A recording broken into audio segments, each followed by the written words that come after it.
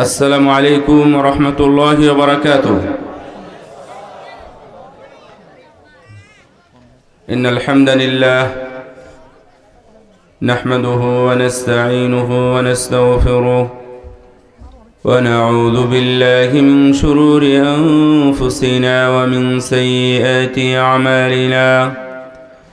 من يهده الله فلا مضل له ومن يضلل فلا هادي له، وأشهد أن لا إله إلا الله وحده لا شريك له، وأشهد أن محمدا عبده ورسوله. أما بعد فإن خير الحديث كتاب الله، وخير الهدي هدي محمد صلى الله عليه وسلم، وشر الأمور محدثاتها، وكل محدثة بدعة، وكل بدعة ضلالة، وكل ضلالة في النار. فقد قال الله تعالى في كلامه المجيد والفرقان الحميد: أعوذ بالله من الشيطان الرجيم. بسم الله الرحمن الرحيم. يا أيها الذين آمنوا اتقوا الله حق تقاته ولا تموتن إلا وأنتم مسلمون. يا أيها الناس اتقوا ربكم الذي خلقكم من نفس واحدة، وخلق منها زوجها، وبث منهما رجالا كثيرا ونساء. واتقوا الله الذي تساءلون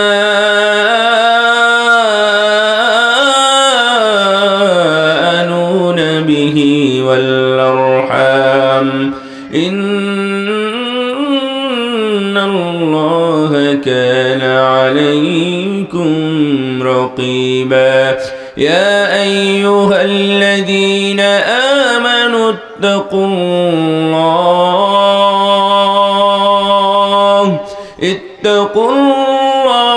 وقولوا قولا سديدا يصلح لكم أعمالكم ويغفر لكم ذنوبكم، ومن يطع الله ورسوله فقد فاز فوزا عظيما. وقال الله تبارك وتعالى: وما كان لمؤمن ولا مؤمنة إذا قضى الله ورسوله أمرا أن يكون لهم الخيرة من أمرهم، ومن يعص الله ورسوله فقد ضل ضلالا مبينا. عن أبي هريرة رضي الله تعالى عنه قال: قال رسول الله صلى الله عليه وسلم: كل أمتي يدخلون الجنة إلا من آبى. قيل: ومن يأبى يا رسول الله؟ قال: من أطاعني دخل الجنة ومن عصاني فقد آبى. رواه البخاري. وقال النبي صلى الله عليه وسلم: من أطاعني فقد أطاع الله ومن عصاني فقد عصى الله ومحمد فرق بين الناس. وعن أنس بن مالك رضي الله تعالى عنه قال أن النبي صلى الله عليه وسلم كان إذا توضأ أخذ كفا من ماء فأدخله في حنكه وخلل به لحيته وقال هكذا أمرني ربي عز وجل. وقال النبي صلى الله عليه وسلم لقد جئتكم بها بيضاء نقيا. আমরা সবাই কে কে জান্নাতে যাব সবাই হাত তুলে বসে থাকে, কে কে জাহান্নামে যাব কেউ হাত তোলে না, কিন্তু সবাই জাহান্নামী আমল নিয়েই পড়ে আছে। কি করে? মুদির ব্যবসা করে, সিগারেটও বিক্রি করে, কি করে? পান বিক্রি করে, জর্দাও বিক্রি করে। ও কি করে? ও ভ্যান চালায়, অটো চালায়, অতিরিক্ত ভাড়া নেয় মানুষের কাছ থেকে, জোরপূর্বক নিয়ে নেয়। সবই মানে সব বলে জান্নাতে যাব, কাজ করে জাহান্নামের মতো। সালাতের মাধ্যমে জান্নাত পাওয়া যায়, এটা ঠিক আছে, অথচ সেই সালাতের ঠিক নাই। সবাই যদি জিজ্ঞাসা করে আপনারা কি আল্লাহ নবীকে ভালোবাসেন, সবাই কি বলবেন? বলেন তো, কি ভালোবাসেন? আলহামদুলিল্লাহ। কিন্তু কাজের বেলায় নাই, সুন্নাতের বেলায় নাই, অনুসরণের বেলায় নাই, আনুগত্যের বেলায় নাই। আমরা বিষয়ভিত্তিক আলোচনা শুনি ইনশাআল্লাহ। সুন্নাহ এবং ইত্তিবাউন নবী সাল্লাল্লাহু আলাইহি ওয়াসাল্লাম ওয়া সুন্নাতিন নবী সাল্লাল্লাহু আলাইহি ওয়াসাল্লাম ওয়া মাকানাতুস সুন্নাহ, আল্লাহর নবীর অনুসরণ, সুন্নাহর অনুসরণ এবং সুন্নাহর মর্যাদা, এর উপরে আজকে আমরা কথা বলবো ইনশাআল্লাহ। সুন্নাহ মানে কি কেউ জানেন? সুন্নাত মানে কি? নিয়ম। সুন্নাত মানে এটা কি কঠিন? সুন্নাত মানে নিয়ম, নিয়ম কানুন, রীতিনীতি ইত্যাদি। তো আমরা যেটা বুঝি সুন্নাত মানে রাসূল সাল্লাল্লাহু আলাইহি ওয়াসাল্লামের রেখে যাওয়া তার মুখনিসৃত বাণী, তার পবিত্র শরীরের যে কোনো অঙ্গের মাধ্যমে কাজগুলো করা, অথবা রাসূল সাল্লাল্লাহু আলাইহি ওয়াসাল্লামের চোখের সামনে সাহাবীরা কিছু করেছেন, উনি নিষেধ করেন নাই, এগুলোকে বলা হয় অনুমোদন। এটাকে বলা হয় সুন্নাহ অথবা হাদিস। এর উপরেই আজকে আমরা আলোকপাত করব ইনশাআল্লাহ। সবাই রাজি আছেন? সাল্লাল্লাহু আলাইহি ওয়াসাল্লাম বলেন তো, কিয়ামতের ময়দানে আনাস রাদিয়াল্লাহু তাআলা আনহু জিজ্ঞাসা করলেন, ইয়া রাসূলুল্লাহ, আপনাকে কোথায় পাবো? আপনাদের আগ্রহ আছে আল্লাহ নবীকে খুঁজে বের করার? আগ্রহ আছে, তার মানে মোহাব্বত আছে, বোঝা গেল। কোথায় পাবো? আমার নবী বললেন, হ্যাঁ পাবে তুমি। আনাস বলেন, তাহলে আমি মনে হয় বিচারের ফাইসালা যেখানে মিজানের পাল্লা থাকবে সেখানেই আপনাকে খুঁজে পেয়ে যাব। আল্লাহ নবী বললেন, না, সেখানে তুমি আমাকে পাবে না। তাহলে পুলসিরাতে পাবো, পুলসিরাতের নিকটে দাঁড়িয়ে থাকবেন আপনার উম্মতকে পার করার জন্য। না না না, ওখানেও থাকবো না। তাহলে কোথায়? আল্লাহর আরশের কাছে, আল্লাহর আরশের পায়া থাকবে, ওখানে থাকবে। তো বললেন যে না, আমি থাকবো হাউজে কাউসারের নিকটে। এর পানি দুধের চাইতেও বেশি সাদা আর মধুর চাইতেও বেশি স্বাদ এবং মিষ্টি। সুবহানাল্লাহ। এই পানিগুলো কি গরু ছাগলের জন্য না কাফের মুশরিকের জন্য? কাদের জন্য? এই বলে না কেন, আমাদের জন্য। বলেন, কাদের জন্য? আমাদের জন্য। আকাশে যেমন মুক্তার মতো অগণিত তারকা দেখা যায়, এই উম্মতের পানি পান করার জন্য আমার নবী এই গ্লাস নিয়ে থরে থরে সাজিয়ে সাজিয়ে বসে থাকবেন। আমি থাকবো, আনাস ওখানে আসো, ওখানেই তোমাদের সাথে আমার সাক্ষাৎ হবে। প্রথম সাক্ষাৎ, কেউ যদি নবীকে দেখে নাই, দেখতে চায়, কিয়ামতের ময়দানে ওই হাউজে কাউসারের নিকটেই সাক্ষাৎ হবে। আনা ফারাতুকুম আলাল হাউজ, আমি ওখানে আগে আগে চলে যাব, গিয়ে আমি দখল নিব, কারণ এর মালিকানা একমাত্র আমি। আমাকে আল্লাহ রাব্বুল আলামিন ওই হাউজে কাউসারের মালিক বানিয়েছেন। এর মালিকানা, এর শরীকানা অন্য কাউকে দেওয়া হয় নাই। সুবহানাল্লাহ। মাল মাররা শারিবা ওয়া মান শারিবা লাম ইয়াজমা আবাদান। কেউ যদি ওই দিক দিয়ে যায়, গেলেই ওখানকার পানি পান করতে পারবে, যেই যাবে সেই পান করবে। তবে যে পান করবে 1000 বছরই হোক অথবা 50,000 বছরই হোক না কেন, এই সময় আর তৃষ্ণার্ত হবে না। আল্লাহু আকবার। কত মজার জিনিস! একবার পান করবে, আল্লাহ রাব্বুল আলামিন 1000 বছর পর্যন্ত তার তৃষ্ণাকে দূর করে দিবেন। আল্লাহু আকবার।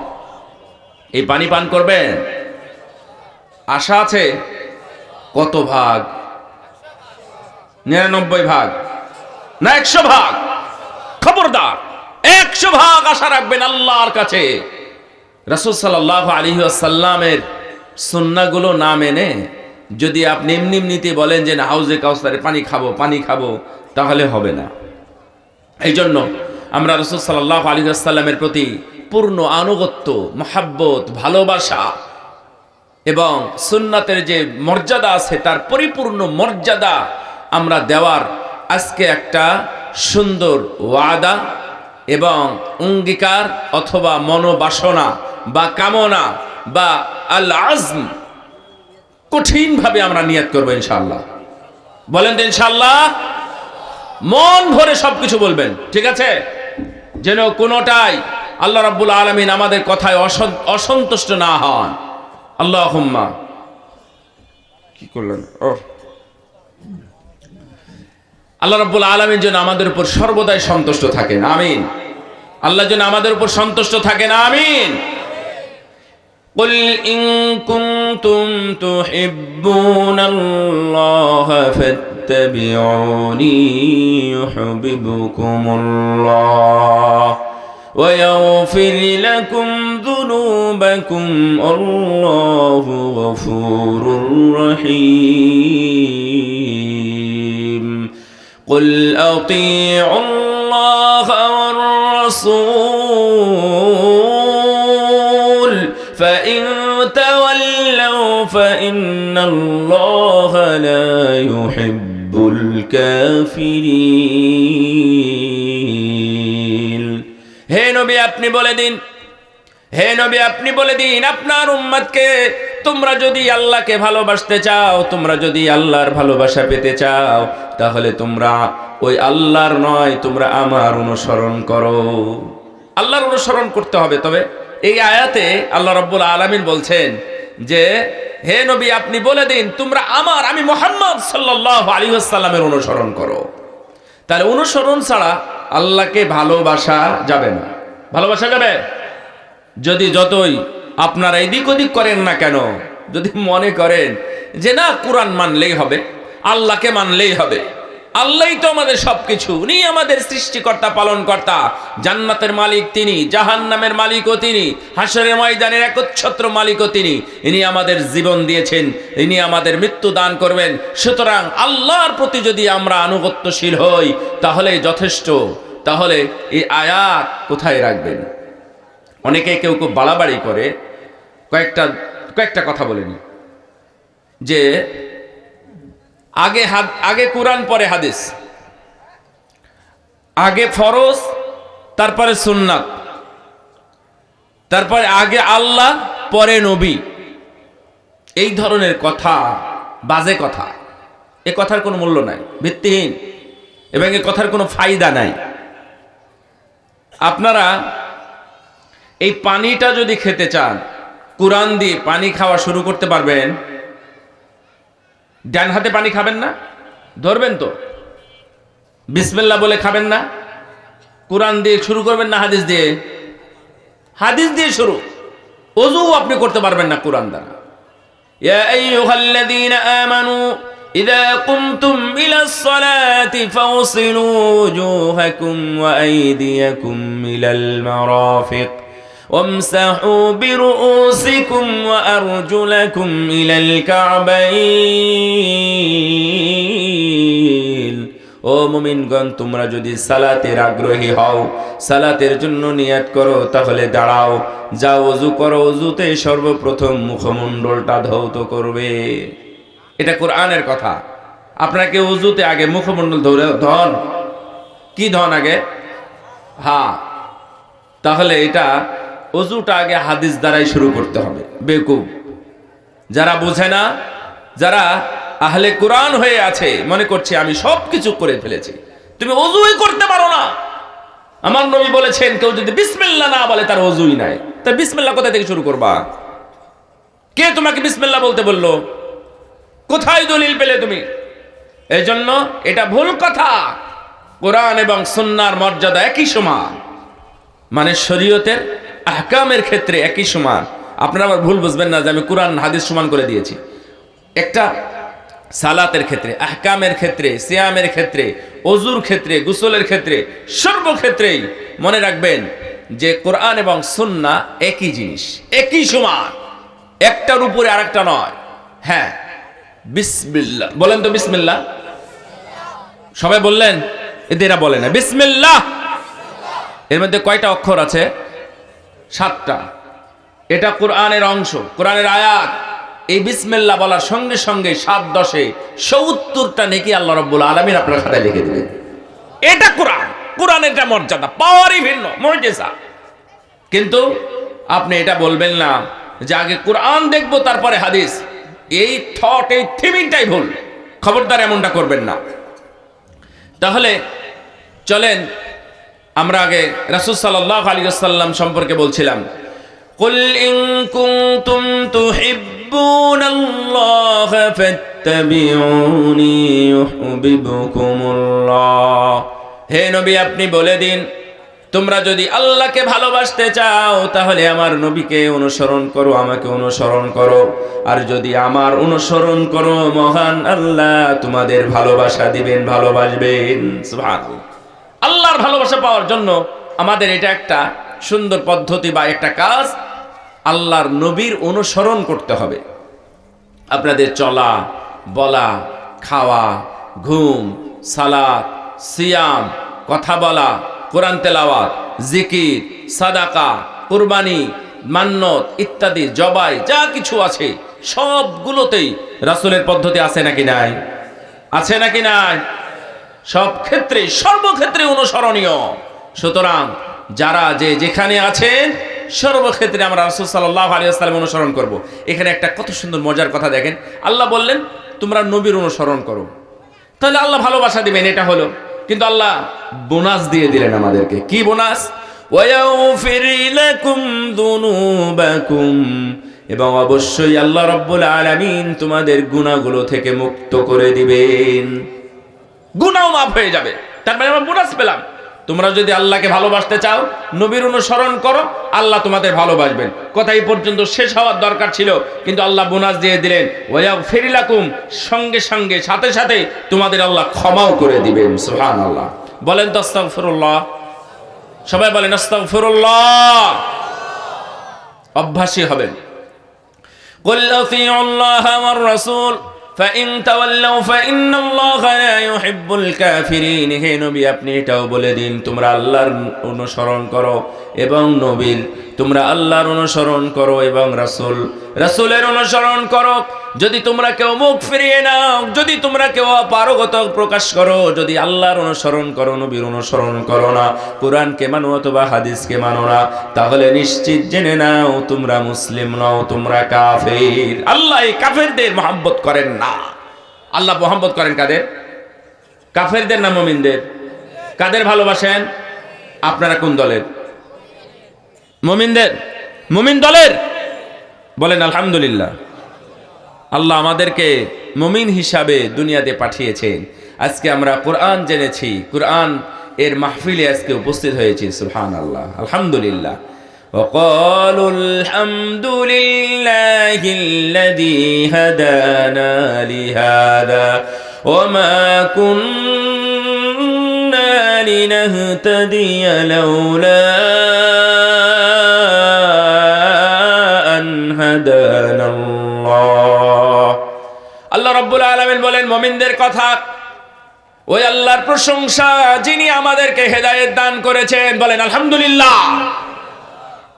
আল্লাহ চাইলে আমাদেরকে সিগারেটের পিছনে ঘোরাতে পারতেন, না হলে মূর্তি পূজার পিছনে ঘোরাতে পারতেন, না হলে ইহুদি খ্রিস্টান বানাই দিতেন। আল্লাহ রাব্বুল আলামিন আমাদেরকে ইসলামের মধ্যে দাখিল করিয়েছেন, সুবহানাল্লাহ। এজন্য প্রশংসা কার? প্রশংসা কার? আলহামদুলিল্লাহ। দেখেন, যদি হে আল্লাহ তিনি যদি আমাদেরকে হেদায়েত না করতেন তাহলে আমরা হেদায়েত পেতাম না। এটা কোরআন আয়াতের অনুবাদ। লাউলা আন হাদানাল্লাহ, তিনি যদি আমাদেরকে হেদায়েত না দিতেন তাহলে আমরা হেদায়েত পেতাম না। রাসূল সাল্লাল্লাহু আলাইহি ওয়াসাল্লামের অনুসরণ, রাসূল সাল্লাল্লাহু আলাইহি ওয়াসাল্লামকে অনুসরণ করার এক নাম্বার দলিল হলো কোরআন। রাসূলকে যে অনুসরণ করতে হবে এর এক নাম্বার দলিল হলো কোরআন। মানে পুরো কোরআনই আল্লাহ রাব্বুল আলামিন রাসূলকে অনুসরণের কথা বলে দিয়েছে। পুরো কোরআন, একটা পৃষ্ঠা পাবেন না যেখানে আল্লাহ নবীর কথা নাই। ভয় পেলেন কথাটা শুনে? তার মানে বোঝা যায় পুরো কোরআনুল কারীমের মধ্যে প্রায় 700 জায়গায় মহান আল্লাহ তার নবীকে সম্বোধন করেছেন, সুবহানাল্লাহ। ইন্না আ'তাইনাকাল কাউসার ফাসাল্লি লিরাব্বিকা ওয়ানহার ইন্না শানিয়াকা হুয়াল আবতার। এই আয়াতের মধ্যে আল্লাহ রাব্বুল আলামিন এই সূরার মধ্যে 5 বার আল্লাহর নবীকে উল্লেখ করেছেন। কুল হুয়াল্লাহু আহাদ, এখানেও আছে হে নবী আপনি বলেন কুল আউযু বিরাব্বিল ফালাক, হে নবী আপনি বলুন কুল আউযু বিরাব্বিন নাস। এখানেও আল্লাহ রাব্বুল আলামিন তার নবীর কথা এখানে স্মরণ করেছেন। ইযা জা نصر الله والفتح ورأيت الناس يدخلون في دين الله أفواجا فسبح بحمد ربك واستغفر إنه كان توابا। এই সূরার মধ্যে আল্লাহ 5 বার উল্লেখ করেছেন মুহাম্মদ সাল্লাল্লাহু আলাইহি ওয়াসাল্লামকে। তার মানে আমি কতবারের কথা বলেছি কোরআনে? আল্লাহর নবীকে কতবার উল্লেখ করেছেন? 700 বার। আল্লাহর নবী কেমন জীবন ছিল, তো ওনার জীবনীরা তো আমাদেরও মানতে মন চায়, তাই না? আপনাদের মানতে মন চায় নাকি নেতাদের মতো চলবেন? হ্যাঁ, অমুকের আদর্শে জীবন করবেন না, না রাসূলের আদর্শে জীবন করবেন। ভুলেও খবরদার স্লোগান দিতে কারো পেছনে যায় না, যেন জীবনটা নষ্ট করিয়েন না। কিয়ামতের দিন দেখবেন কেউ না আপনার পেছনে। যাদের স্লোগান দিয়েছেন দেখবেন যে ওরা নাই, ওরা পালাইছে। এবং ওদের সম্পর্কে আপনারা কি বলবেন জানেন? ইন্না আতা'না সাদাতানা ওয়া কুবারা'ানা ওয়া আদাল্লুনা সাবিলা রব্বানা আতিহিম দিফাইন। হে আল্লাহ, তুমি ওদেরকে ডবল শাস্তি দাও। ওদের কারণে আমরা বিভ্রান্ত হয়েছিলাম, ওদের পিস ঘুরে বেরিয়েছিলাম। 200, 400, 500 টাকা এক প্যাকেট বিড়ালির জন্য অমুকের চরিত্র ফুলের মতো পবিত্র বলেছিলাম। আল্লাহ ওদের ডবল শাস্তির ব্যবস্থা করে দাও। এই কথায় এই মানুষগুলো কিয়ামতের দিন বলবে। কিন্তু সেদিন বলে ওর শাস্তির ব্যবস্থা হওয়ার মাধ্যমে কি আপনার শাস্তিটা দূর হবে? সাবধান, এখনই সাবধান। যত সব যেখানেই দেখবেন রাসূলের সুন্নাহ নিয়ে কথা হয়, সেখানে একটা দল বেরিয়ে যায়, সেখানে একটা মানে অতি দেশপ্রেমিক বেরিয়ে যায়। দেশপ্রেমিক বেরিয়ে বলে যে না, দ্বন্দ্ব ফাসাদ এগুলো করতে নেই, জাত তার এগুলো কিছু করা যাবে না। সবই ঠিক। যে বিড়ি খায় ওটাও ঠিক, যে সিগারেট খায় ওটাও ঠিক, যে ক্যারাম খেলে সেটাও ঠিক, যে নামাজ পড়ে সেটাও ঠিক, যে নামাজ ওই যে কি কবরের কাছে গিয়ে নামাজ পড়ে সেটাও ঠিক, কবরে গিয়ে সেজদা দেয় সেটাও ঠিক, সব ঠিক। মান্য তো করা যাবে, গরু ছাগল হাঁস মুরগি সহ 3 টাকার লাউ পর্যন্ত গিয়ে তারা মাজারে দিয়ে আসে না? এটাও ঠিক। তাহলে সব ঠিক কথাটা কি ভুল না সঠিক? একেবারে ভুল। ভাইরা আমার, রাসূল সাল্লাল্লাহু আলাইহি ওয়াসাল্লামের অনুসরণের এক নাম্বার দলিল কি? আল কোরআন।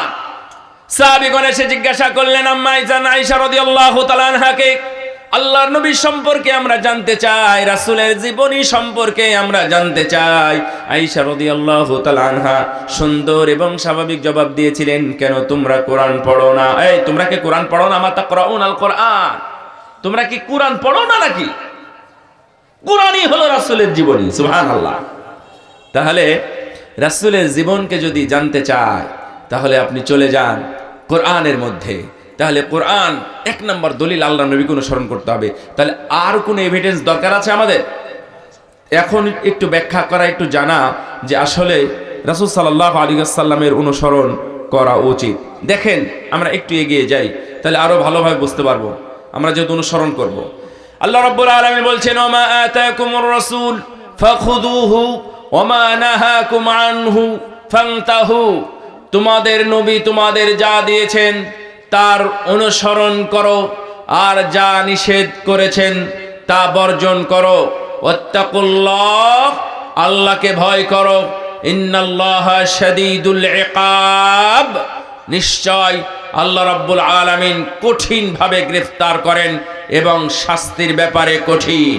আল্লাহ গ্রেফতার করেন এবং শাস্তি দেন, এটা তোমরা মনে রেখো। সুতরাং রাসূল সাল্লাল্লাহু আলাইহি ওয়াসাল্লাম তোমাদেরকে যা দিয়েছেন তা তোমরা যদি গ্রহণ না করো তাহলে শাস্তি এবং নাফরমানি। রাসূল সাল্লাল্লাহু আলাইহি ওয়াসাল্লাম তোমাদেরকে যা নিষেধ করেছেন এটা যদি তোমরা বর্জন না করো, নিষিদ্ধ বিষয় বলে যদি তোমরা গ্রহণ না করো, তাহলে তোমাদের জন্য শাস্তি এবং আল্লাহর শাস্তি কঠিন। তবে আল্লাহকে ভয় করো।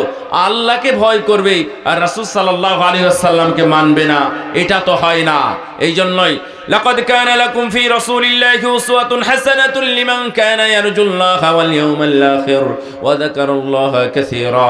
যারা আল্লাহকে বেশি স্মরণ করে এবং কিয়ামতের কথা বেশি স্মরণ করে, কিয়ামতকে যারা বোঝে, আল্লাহর উপর যারা ঈমান আনে, তাদের জন্য উত্তম আদর্শ হলো নবীর মধ্যে। কার মধ্যে?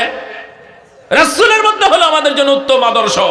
তাহলে আদর্শের জন্য অন্য কোনো ব্যক্তি, অন্য কোনো গোষ্ঠী, অন্য কোনো জনপদ, অন্য কোথাও যাওয়ার দরকার নেই। কোরআন খুঁজুন, রাসূলের জীবনী বের করুন। আপনি রাসূলকে মানলে সর্বোত্তম আদর্শ, সর্বোত্তম নীতি, সর্বোত্তম নীতি নৈতিকতা আদর্শের অনুসরণ করতে পারবেন। সুবহানাল্লাহ। ভাইরা আমার, সুন্নাতের অনুসরণ এবং নবীর অনুসরণ, আল্লাহ রাব্বুল আলামিন কোরআনুল কারীমের মধ্যে অনেক জায়গায় বলেছেন আল্লাহর নবীর অনুসরণ করার জন্য। ইয়া আইয়ুহাল্লাযীনা আমানু আতিউল্লাহা ওয়া আতিউর রাসূল, হে মুমিনগণ তোমরা আল্লাহর অনুসরণ করো এবং নবীর অনুসরণ করো, আনুগত্য করো।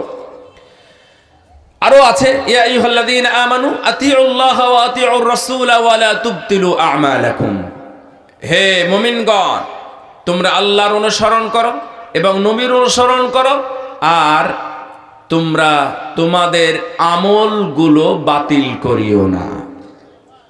আচ্ছা, আমরা যদি ডাক্তার হই, তাহলে ডাক্তার হলে আমরা বলবো যে আপনারা পানি খান, বেশি করে পানি খান, তাই না? তাহলে বেশি করে যদি পানি খান তাহলে আপনার এই উপকার। পজিটিভ কথা, পজিটিভ জবাব। তো আপনারা বেশি বেশি করে পানি খান, খবরদার পেট নষ্ট করিয়েন না, এটা তো মিলল না। আল্লাহ এমন ভাবে বলেছেন, ইয়া আইয়ুহাল্লাযীনা আমানু, কোরআনের মধ্যে যত তুমি এবং আপনি সম্বোধন আছে এরা সবাই মুমিন। তুমি এবং আপনি বলে যে সম্বোধন করা আছে এটা কারা? মুমিনদেরকে বলা আছে। তারা বা তাদের, তার ইত্যাদি ইত্যাদি যেগুলো আছে, এইগুলো ম্যাক্সিমাম ইহুদি, নাসারা, কাফের, বেঈমান, মুনাফিক, মুশরিকদের সবই। এই আয়াতটার ব্যাপারে আমি যেটা আপনাকে বলতেছি যে আল্লাহ বলছেন, হে ঈমানদারগণ তোমরা অনুসরণ করো আল্লাহ, তোমরা অনুসরণ করো রাসূলের, ওয়ালা তুবতিলু, এবং তোমরা বাতিল করো না, নষ্ট করে দিও না, অকেজো করে দিও না, ভালো জিনিসকে নষ্ট করো না, আমালাকুম, তোমাদের আমল। তাহলে এই যে সম্বোধন শুনে আপনারা কি বুঝতে পারতেছেন এটা আল্লাহ আমাকে আপনাকে মুমিনকে বলতেছেন না কাফের ইহুদিকে বলতেছেন? কাদের? আমাদের। আল্লাহ আমাদের বললেন, খুব ভয়াবহ বিষয়। তার মানে আমল বাতিল হয়, আল্লাহ নিষেধ করছেন এখানে, এই খবরদার বাতিল করে দিও না। হজ অথবা যাকাত, সালাত অথবা সিয়াম, দান অথবা কোরআন তেলাওয়াত, জিকির অথবা সাদাকা, যাই হোক না কেন, তোমাদের যত ধরনের আমল আছে, ভালো আমল, নেক আমল, আমলে সালেহ, সৎ আমল, সুন্দর আমল, জান্নাতি আমল, আখিরাতের আমল যত আছে, এই আমলগুলো খবরদার তোমরা বাতিল করো না। তার মানে আমল বাতিল হয় যদি সুন্নাহর অনুসরণ করতে গিয়ে আপনি অন্য কিছুর অনুসরণ করে ফেলেন, যদি রাসূলকে মানতে গিয়ে অন্য কোনো ব্যক্তিকে মেনে ফেলেন, যদি আপনি রাসূলকে মানতে গিয়ে অন্য কোনো গুরুত্ব, অন্য কোনো ব্যক্তিকে, অন্য কোনো আদর্শকে, অন্য কোনো মতবাদকে, অথবা অন্য কোনো ব্যক্তিকে, অন্য কোনো বইকে যদি আপনি মূল্যায়ন করেন, তাহলে আপনার আমল থাকা বাদ দিয়ে বাদ হওয়া অথবা নষ্ট হওয়ার সম্ভাবনায় বেশি। এই জন্য আল্লাহ রাব্বুল আলামিন কড়াকড়ি ভাবে বলে দিয়েছেন, ওয়ালা তুবতিলু আমালাকুম, খবরদার তোমরা তোমাদের আমলগুলো বাতিল করো না। একটা সুসংবাদ শুনেন, একটা হাদিস খুবই প্রসিদ্ধ এবং মুখস্থ আছে আপনাদের, কুল্লু উম্মতি ইয়াদখুলুনাল জান্নাহ, আমার সব উম্মতি জান্নাতি। সুবহানাল্লাহ। আপনারা কি উম্মত? রাসূলের উম্মত? আপনাদের ভয় হচ্ছে না? আপনারা রাসূলের উম্মত তো? বলেন তো আলহামদুলিল্লাহ। আপনারা উম্মত হয়ে কি খুশি? আল্লাহর নবী বলছেন যে আমার সব উম্মতি জান্নাতি হবে। সুবহানাল্লাহ। আল্লাহ যেন আমাদের ওই উম্মতদের অন্তর্ভুক্ত করে নেন যারা সবাই জান্নাতি হবে, আমিন। আবা ছাড়া আমার সম্পদ আমার এলাকার সবাই পাবে, এটা বলে যদি আপনি মারা যান, তাহলে এটা রেকর্ড থাকবে বা লেখা থাকবে, তাহলে সবাই ভাগ করে নেবে। যদি উনি বলেন যে আমার সম্পদ আমার এলাকার সবাই পাবে, তবে যারা নামাজ পড়ে না তারা পাবে না, তাহলে কি বেনামাজিরা সম্পদ পাবে? আবার নবী বললেন, ইল্লা মান আবা, যারা আবা তারা ছাড়া সবাই আমার উম্মতের মধ্যে থেকে জান্নাতি হবে। সাহাবীগণের কিউরিওসিটি, সাহাবীগণের আগ্রহ, এটা আবার কেমন কথা? আবা, এটা আবার কারা? ইয়া রাসূলুল্লাহ, উম্মত উম্মতি, আমরা আপনার উম্মত। তাহলে উম্মতের মধ্যে আবা আবার কারা? তাদের পরিচয় দিন। আমার নবী বললেন, মান আতাআনি দাখালাল জান্নাহ, যারা যারা আমার আনুগত্য করবে, অনুসরণ করবে, আবা।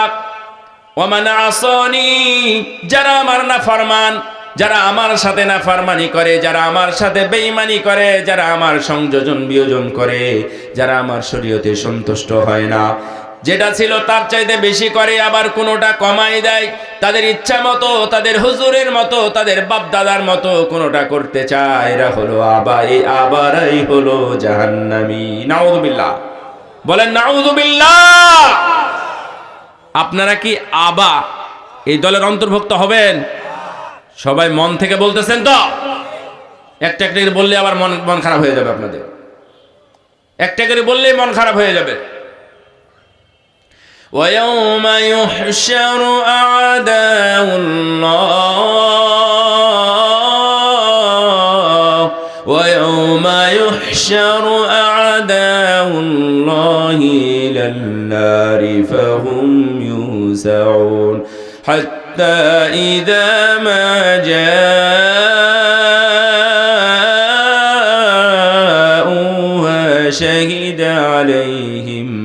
شهد عليهم سمعهم وأبصارهم وجلودهم بما كانوا يعملون। কিয়ামতের ময়দানে আল্লাহর যত শত্রু আছে, আল্লাহর যত শত্রু যারা বেঈমান, মুনাফিক এবং কাফের, ইহুদি নাসারা এবং খ্রিস্টান যারা আছে, এবং যারা বেনামাজি, বেঈমান, বেরোজাদার, যাকাত অস্বীকারী, যারা বেহায়া, নোংরা, নষ্টা এবং বেপরদায় যারা চলাফেরা করেছে, এবং জালেম যারা আছে, তাদের সবাইকে লাইন লাইন ধরে দাঁড় করানো হবে। এটা হলো আল্লাহর শত্রু, সুদখোর, এরা হলো আল্লাহর শত্রু, এরা হলো বেনামাজি, এরা হলো আল্লাহর শত্রু, এরা হলো ঘুষখোর, এরা হলো আল্লাহর শত্রু, এরা হলো জালেম। এই জালেমদেরকে আল্লাহ রাব্বুল আলামিন ভিন্ন ভিন্ন লাইনে একত্রিত করবে। নাউযুবিল্লাহ। এই লাইনে দাঁড়াবেন? সত্যি তো? তার মানে আপনারা সুদ খান না, ঘুষও খান না, আপনারা জালেম না, আপনারা বেপরদাও না। তুমি এরা যারা ঘুরে বেড়াচ্ছে ওরা কারা? এরা হিন্দু? হ্যাঁ বলেন। এখানে এখানে ওই বেপরদাদের কথা আছে, মা বোনেরা আছেন তো আমি জানি, এখানে লেখা দেখলাম না মহিলা প্যান্ডেল। তো এখানে সরাসরি চামড়ার কথা আছে। যাদের চামড়া অথবা লজ্জাস্থান অথবা সুন্দরী চেহারা ছিল, এই চেহারা দেখে যুবকদেরকে যারা নষ্ট করেছে, ভ্রষ্ট করেছে, যুবকদেরকে নাকে দড়ি দিয়ে ঘুরিয়ে বেড়িয়েছে, এই সকল নারীদের চামড়া তাদের বিরুদ্ধে সাক্ষী দিবে। এটা আল্লাহর বাণী ভাই।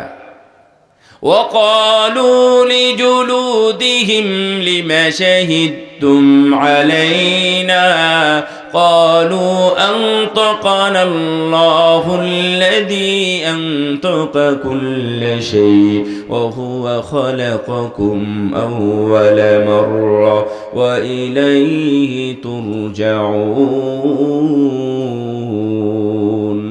এই চামড়া যখন তাদের বিরুদ্ধে সাক্ষী দেবে তখন বলবে, আরে তোর জন্য দুনিয়ার কত কসমেটিক্স, কত প্রসাধনী, কত গহনা, আমি যা কিছু ছিল টাকা পয়সা খরচ করে কষ্ট করে দুনিয়ার বিভিন্ন জায়গা থেকে সংগ্রহ করে এই চামড়াকে তেল মালিশ করে, এই চামড়াকে সৌন্দর্য বানিয়ে, এই চামড়ার উপরে লাল কালি দিয়ে অথবা লাল রং দিয়ে, এই চামড়ার উপরে বিভিন্ন গহনা বিভিন্ন জায়গায় সেট করে আমি মানুষকে দেখিয়েছিলাম। আর এই তুই চামড়া আমার বিরুদ্ধে কেমনে সাক্ষী দিলি রে? তোকে কে শিখিয়েছে?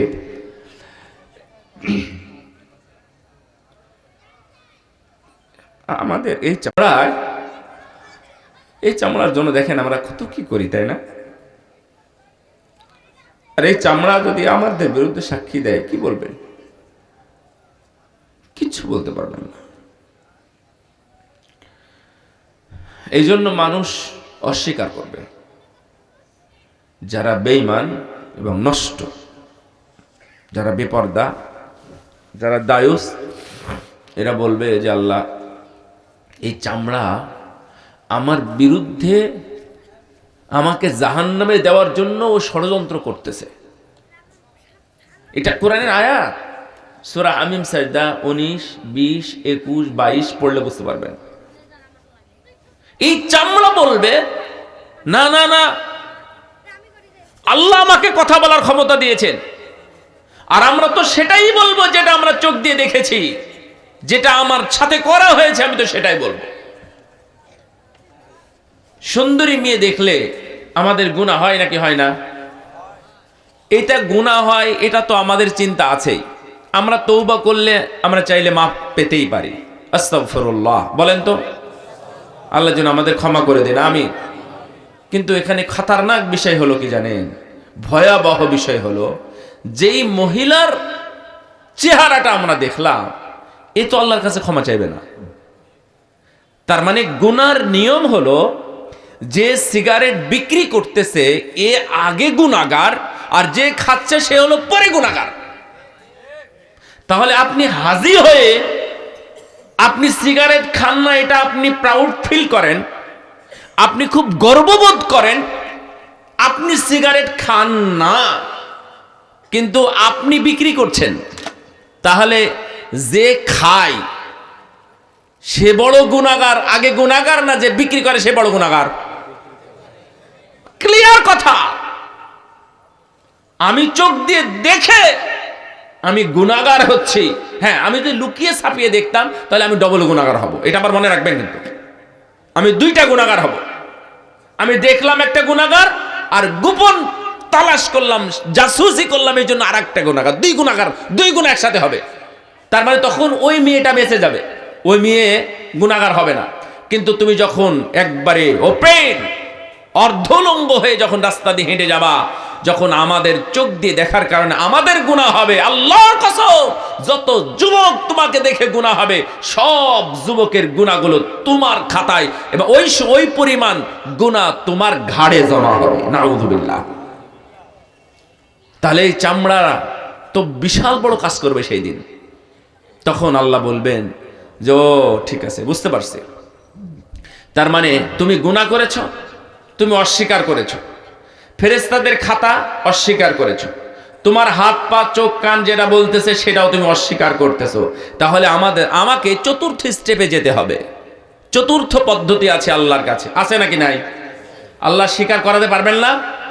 দেখেন, وَكُلَّ إِنسَانٍ أَلْزَمْنَاهُ طَائِرَهُ فِي عُنُقِهِ وَكُلَّ إِنسَانٍ أَلْزَمْنَاهُ طَائِرَهُ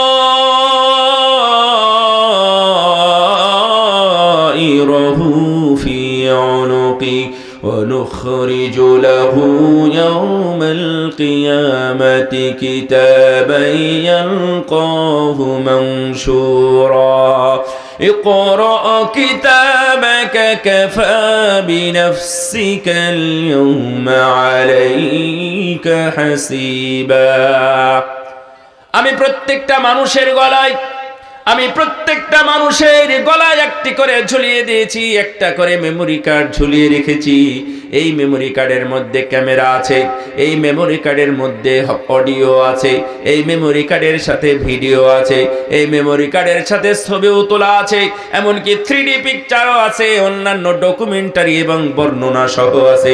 কিয়ামতের দিন আমি সেখান থেকে বের করে মানুষের সামনে ছড়িয়ে দেব। নাউযুবিল্লাহ। তাহলে এখান থেকে আপনি বাঁচতে পারবেন না। তাহলে কিয়ামতের দিন অনেক অবস্থা খারাপ হবে। আপনি যদি রাসূল সাল্লাল্লাহু আলাইহি ওয়াসাল্লামের প্রকৃত অনুসারী না হন, কিয়ামতের দিন যুদ্ধ করে অথবা তর্ক বিতর্ক করে কোনো লাভ হবে না। আল্লাহর নবীর সুন্নাত যেইভাবে যতটুকু যখন যেইভাবে এসেছে ওইভাবে তখন এবং ততটুকুই মানতে হবে। এই মানাটাই হলো রাসূলের সুন্নাহর মর্যাদা। আর এই মর্যাদা আমাকে আপনাকে দিতেই হবে। সুন্নাতের মর্যাদা যদি আমি আপনি না দিতে পারি, তাহলে কিয়ামতের ময়দানে লাঞ্ছিত হতে হবে এবং রাসূলের সুপারিশ শাফাআত থেকে বঞ্চিত হতে হবে। নাউযুবিল্লাহ। আল্লাহ যেন আমাদের সবাইকে রাসূলের শাফাআতের ব্যবস্থা করে দেন, আমিন। এর জন্য আমাদের অবশ্যই সুন্নাহর দিকে আগাতে হবে। চলেন, রাসূল সাল্লাল্লাহু আলাইহি ওয়াসাল্লামের সুন্নাহর ব্যাপারে, রাসূলের ফয়সালার ব্যাপারে আল্লাহ রাব্বুল আলামিন কোরআনুল কারীমে আরো অনেক জায়গায় উল্লেখ করেছেন। ওমা কানা লিমুমিনিন ওয়ালা মুমিনাতিন ইযা কাদাল্লাহু ওয়া রাসূলুহু আমরা আন ইয়াকুনা লাহুমুল খিয়ারাতু মিন আমরিহিম ওয়া মান يعص الله ورسوله فقد ضل ضلالا مبينا। আল্লাহ রাব্বুল আলামিন বললেন, কোন মুমিন নারী অথবা পুরুষ যেই হোক না কেন তাদের কোনো অধিকার নেই আল্লাহ এবং রাসূলের ফয়সালা আসার পরে সেখানে অন্য কোনো অপশন খুঁজে। যদি আল্লাহ রাব্বুল আলামিন ফয়সালা দিয়ে থাকেন 5 ওয়াক্ত সালাত, এখানে কোনো অপশন নাই 6 ওয়াক্তের। আল্লাহ রাব্বুল আলামিন অথবা রাসূল যদি ফয়সালা দেন ডান হাতেই পানি খেতে হবে, তাহলে কোনো ধরনের অপশন খোঁজার দরকার নেই যে আমি বাম হাতে পানি খাবো নাকি অন্য হাতে পানি খাবো। আমার নবী যখন যেটা যতটুকু যেইভাবে ফয়সালা দিয়েছেন ওইভাবেই ফয়সালা মেনে নিতে হবে। যদিও যদি আল্লাহ এবং তার নবীর নাফরমানি হয়, যদি নাফরমানি করে, অবজ্ঞা করে, অবহেলা করে অথবা তুচ্ছ-তাচ্ছিল্য করে অথবা ছোট খাটো বলে উড়িয়ে দেয়, তাহলে তারা হলো ফাকাদ দাল্লা দালালাম মুবিনা, এরা হলো স্পষ্ট বিভ্রান্তিতে। এখন চলেন আমরা কিছু উদাহরণ নিব। আরো বলি, আল ফালইয়াহযারিল্লাযীনা ইউখালিফুনা আন আমরিহি আন তুসিবাহুম ফিতনাতুন আও ইউসিবাহুম আযাবুন আলীম। আল্লাহ রাব্বুল আলামিন স্পষ্ট বলে দিয়েছেন, এই সাবধান, ওরা যেন সাবধান থাকে, সতর্ক থাকে যারা আল্লাহর নবীর ফয়সালার ব্যাপারে তারা বিরুদ্ধাচরণ করে, বিরোধিতা করে। আপনারা বিরোধিতা করেন, খবরদার। রফল ইয়াদাইন করবেন, করলে নেকি হবে, এটাই বলেন, এটাই করেন। এর বিপরীত করবেন নাকি করবেন না, এটা বুক ফাটিয়ে অথবা গলা ফাটিয়ে অথবা মাথা খারাপ করে মানুষকে বলার দরকার নেই, এই তুমি রফল ইয়াদান করো কেন, এই কথা বলতে পারবেন না। আমরা তো কোনোদিন খোঁজ নিতে যাই না আপনি রফল ইয়াদান করেন না কেন। কোন আহলুল হাদিস কোন ব্যক্তি আপনাকে কেমনটা বলেছে আপনি রফল ইয়াদান করেন না কেন? আপনি করেন না, আপনার সালাত হবে ইনশাআল্লাহ। আমি করি, আমার সালাত আল্লাহ গ্রহণ করবেন। কিন্তু রফলাইন করলে তুমি মসজিদ থেকে বের করে দিবা, মসজিদ ভেঙ্গে চুরমার করে দিবা। এটা আবার কোন নীতি, কোন আদর্শ? এটা আমার নবী তো এরকম আদর্শ কাউকে শিখান নাই। কেউ লাউডলি আমিন বলবে আর তুমি তাকে গলা ধাক্কা দিয়ে মসজিদ থেকে বের করে দিবে, এটা কোন ধরনের নীতি? এটা সুন্নাতের মর্যাদা। রাসূল সাল্লাল্লাহু আলাইহি ওয়াসাল্লাম ওযু করতেছিলেন। ওযুর মধ্যে 6টা ফরজ আছে। এই 6টা ফরজের মধ্যে নাই আল্লাহর নবী পানি নিয়ে এইভাবে দিয়ে খিলাল করতেছিলেন। ওযুতে দাঁড়িটা খিলাল করা এটা কি ফরজ না ওয়াজিব? কি বলেন? হ্যাঁ, তো বলতে পারেন তো আপনারা, বলেন কি বলেন? সুন্নাত। খিলাল করা কি সুন্নাহ। রাসূল সাল্লাল্লাহু আলাইহি ওয়াসাল্লাম করছেন, সাহাবীগণ তাকিয়ে আছেন, দেখতেছেন। আনাস রাদিয়াল্লাহু তাআলা আনহু বললেন যে আল্লাহর নবী এটা করার পরে বলতেছেন, হাকাযা আমারানি রব্বি আযজা ওয়া জাল, আমার রব, আমার মহান রব আমাকে এভাবে খিলাল করার আদেশ করেছেন। সুবহানাল্লাহ। তাহলে আমরা কি এটা ফরজ বলে দিয়েছি? তাহলে সুন্নাত আমার নবী কি বাড়িতে বসে বসে মেকানিজম করে, ইঞ্জিনিয়ারিং করে তৈরি করেছেন, বানিয়েছেন, নাকি সুন্নাত আল্লাহর পক্ষ থেকে? কার পক্ষ থেকে? ওমা ইয়ানতিকু আনিল হাওয়া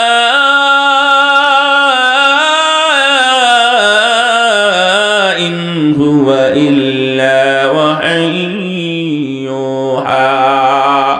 তিনি প্রবৃত্তির অনুসারী নাই, তিনি প্রবৃত্তির অনুসরণ করে নিজের পক্ষ থেকে বানিয়ে বানিয়ে তৈরি করে কোনো কথা বলেন নাই, যতক্ষণ পর্যন্ত ওহী নামক ওই জিনিসটা জিবরিল যতক্ষণ পর্যন্ত আল্লাহর নবীর কাছে এসেছেন ততক্ষণ পর্যন্ত আমার নবী কোনোদিন কোনো কথাই বলেন না। সব কথা কোথায় থেকে আসছে? সুন্নাহ কোথায় থেকে আসছে? খবরদার বাড়াবাড়ি করবেন না, কারণ আপনার বাড়াবাড়ি করতে গিয়ে নাফরমান হয়ে যেতে পারে। আল্লাহর নবীর ব্যাপারে আপনি খারাপ মন্তব্য করতে পারেন। একটা আয়াত শুনেন, আয়াত সূরা হুজুরাত, সূরা হুজুরাতের 2 নম্বর আয়াত। আপনারা আশ্চর্য হবেন, আপনারা জানেন অনেকেই, কিন্তু জাস্ট ফর রিমেম্বার আমি আবার বলতেছি। তো আবু বকর রাদিয়াল্লাহু তাআলা আনহু এবং ওমর ইবনুল খাত্তাব আল ফারুক রাদিয়াল্লাহু তাআলা আনহু, এই দুইজনকে নিয়ে আল্লাহ একটা আয়াত নাযিল করেছে। দুইজন কাকা ইবনে মাবাদ এবং আকরা ইবনে হাবিস রাদিয়াল্লাহু তাআলা আনহুমা ইনাদের ব্যাপারে কথা বলতেছিলেন। তো আবু বকর একটা বলেন, ওমর আর একটা বলে। তখন আবু বকর বলছেন যে কি ব্যাপার, আপনি আমার পিছনে লাগেন কেন? তখন বলছে, না আমি আপনার পিছনে লাগি না, আপনি আমার পিছনে লাগেন। কথার আওয়াজ একটু উঁচু হয়ে গেল, আল্লাহ বরদাস্ত করলেন না। ইয়া আইয়ুহাল্লাযীনা আমানু লা তারফাউ আসওয়াতাকুম ফাওকা সাওতিন নবী ওয়া লা তাজহারু লাহু বিল কওলি কাজহরি বা'দিকুম লিবা'দ আন তাহবাতা আমালুকুম ওয়া আনতুম লা তাশউরুন। আল্লাহ রাব্বুল আলামিন বললেন, হে মুমিন ইমানদারগণ, খবরদার খবরদার, আমার নবীর আওয়াজের চাইতে তোমাদের আওয়াজ যেন উঁচু না হয়, তোমাদের আওয়াজ যেন নিচু হয়, আস্তে আস্তে যেন কথা হয়। আমার নবীও কথা বলবে, তোমরাও কথা বলবে, এটা হতেই পারে। তবে আল্লাহর নবীর আওয়াজ শোনা যাবে, কিন্তু তোমাদের আওয়াজ শোনা যাবে না। যদি তোমাদের আওয়াজ শোনা যায়, যদি তোমাদের আওয়াজটা উঁচু হয়ে যায়, অথবা তোমরা যেমন বাড়িতে বইয়ের সাথে খ্যাস খ্যাস করো, অথবা বন্ধুদের সাথে ইয়ারকি ফাজলামি করো, ওই ধরনের কথা যদি আমার নবীর সাথে কোনো দিন কোনো সময় বলে থাকো, তাহলে মনে রাখো, আনতাহবাতা আমালুকুম ওয়া আনতুম লা তাশউরুন, তোমাদের সমস্ত আমলই বিনষ্ট হয়ে যাবে, তোমরা বুঝবা না। আমার নবীর শানে এই ধরনের ছোট্ট ছোট্ট বিয়াদবিটাও আল্লাহ রাব্বুল আলামিন বরদাশত করেন নাই। সরাসরি আয়াত নাজিল করে আবু বকর উমরের মতো পৃথিবীর নয়, এই উম্মতের সর্বশ্রেষ্ঠ দুইজন ব্যক্তি তো জান্নাতের সার্টিফিকেট প্রাপ্ত সাহাবী, আল্লাহর নবীর দুইজনই শ্বশুর এবং দুইজন পরপর খলিফা, আল্লাহ তাদেরকেও ছাড় দেন নাই যে কথা আসতে। কথা কি আসতে? এই আয়াতটা এখনো লেখা আছে কোথায় বলেন তো, কে জানে? এক জায়গায় লেখা আছে, মাইয়া আরিফ, মাশাআল্লাহ বারাকাল্লাহু ফিক। উনি বলছেন যে আল রাসূল সাল্লাল্লাহু আলাইহি ওয়াসাল্লামের কবর জিয়ারত করতে যদি কোনোদিন যান, তাহলে ওই কবর জিয়ারত করতে গেলে ওখানে যে দরজায় ঢুকবেন, সেই দরজায় এখনো লেখা আছে ইয়া আইয়ুহাল্লাযীনা আমানু লা তারফাউ আসওয়াতাকুম।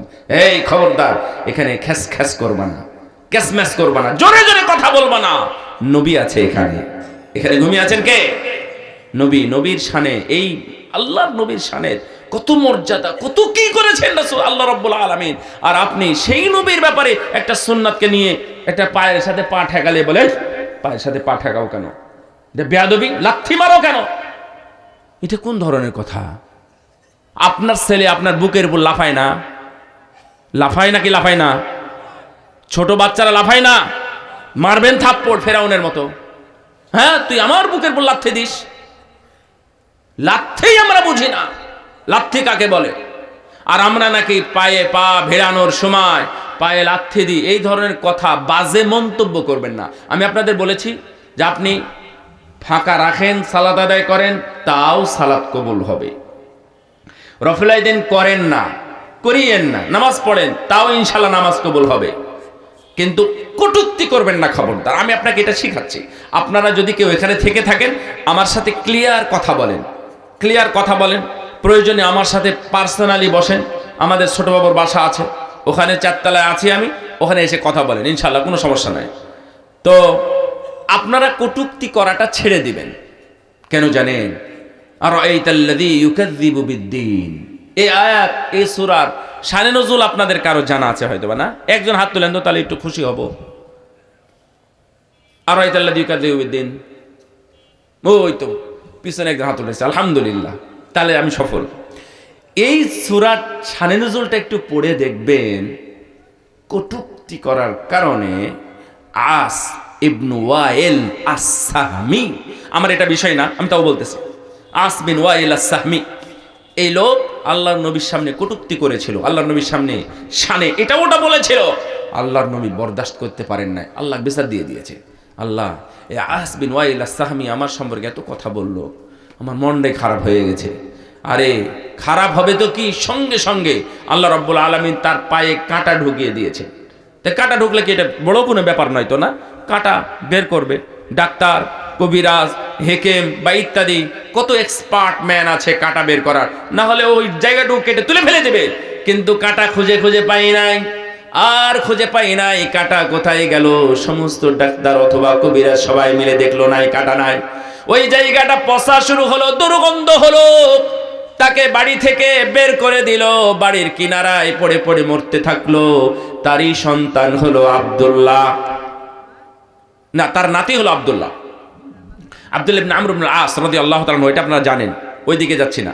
তো আব্দুল্লাহ রাসূলের কাছে এসেছিলেন ক্ষমা চাইতে, যে আমার দাদাকে ক্ষমা করা যায় না, এই কথা বলতে এসেছিলেন। তার আগে একজন বসে বলতেছে, আমি দেখলাম যে তোমার দাদা ওখানে মরে পড়ে আছে। রাসূলকে অপমান করা, আল্লাহ দিনান-দিন একেবারে সাক্ষাৎ তাদেরকে দেখিয়ে দিয়েছে। সবারই তো মৃত্যু হয়েছিল ওই যে ইয়াতে, এর নাম কি বলে, বদরের যুদ্ধে, হয় নাই? আবু জেহেল, উতবা, সাইবা, ওয়ালিদ ইত্যাদি যারা ছিল, তাদের সবার বড় বড় কাফের নেতাদের মৃত্যু হয়েছে ওই যুদ্ধের ময়দানে। যুদ্ধের ময়দানে মৃত্যু হওয়াটাও এটাও একটা গর্বের বিষয়। মানে কিছু না কোনো ভাবে তারা একটু গর্বে মানে বলতে পারবে যে ওই যুদ্ধ করতে গিয়ে মারা গেছে। কিন্তু আবুল আহাবের এই ভাগ্যটাও হয় নাই, জানেন না? আবুল আহাবের কিভাবে মৃত্যু হয়েছে? এই পচে গলে দুর্গন্ধ হয়ে তার ওয়াইফ জামিলা যেটা খড়ি কোড়াই বেড়াতো, আল্লাহ বলেছেন তাব্বাত ইয়াদা আবি লাহাবি আয়াতের মধ্যে আল্লাহ রাব্বুল আলামিন তাকে এইভাবে লাঞ্ছিত করে দুনিয়া থেকে বিদায় করেছেন। আপনার লাঞ্ছনা খুব বেশি দূরে নয় যদি সুন্নাহর ব্যাপারে আপনি কটূক্তি করেন। সম্মানিত উপস্থিতি, আমি আপনাদের কল্যাণ চাই, আর কল্যাণ না চাওয়ার কি বা কারণ আছে? আপনাদের যদি অকল্যাণ হয়, আপনারা যদি এমনি এমনি সব জমি জাতি রেখে মারা যান, তাহলে আমি কি জমি জাতি এসে দখল করবো? হ্যাঁ, তাহলে আমি কল্যাণই চাই। আমি চাই আমরা সবাই রাসূলের সুপারিশ নিয়ে একই সাথে আজকে যেইভাবে বসে আছি, আল্লাহ যেন আমাদের সবাইকে আবার জান্নাতের মধ্যে এই ধরনের ইজতেমা করার তৌফিক দান করেন, আমিন। আজকে আমি সালাতে আয়াতগুলো পড়ছিলাম, জান্নাতের মধ্যে মানুষ একত্রিত হবে, জান্নাতে একত্রিত হওয়ার পরে বলবে আলহামদুলিল্লাহ। কি বলবে গো জান্নাতীরা? একটু মন ভরে বলেন না কেন? আলহামদুলিল্লাহ বলবে ঢোকার সঙ্গে সঙ্গে। এটা হলো জান্নাত। আল্লাহ বলবেন ফানিমা আজরুল আমিলিন,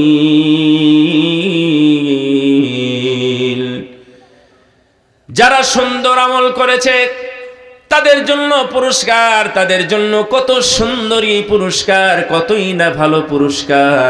যারা জান্নাতের জন্য, যারা এখানে আসার জন্য আমল করেছিল। আমল করেন, আপনিও কটূক্তি করবেন কেন? আমার নবী বলেছেন মান সাদ্দা ফুরজাতান ফিস সাফফি মান সাদ্দা ফুরজাতান ফিস সালাতি, যারা জামাতে সালাতের মাঝের ফাঁকা জায়গা বন্ধ করে দেয়। আমার নবী এই কথাগুলো বলছেন তারাসসু, গায়ে গায়ে লাগাও। তারাসসু মানে ফাঁক বন্ধ করা না, তারাসসু মানে গায়ে গায়ে লাগানো।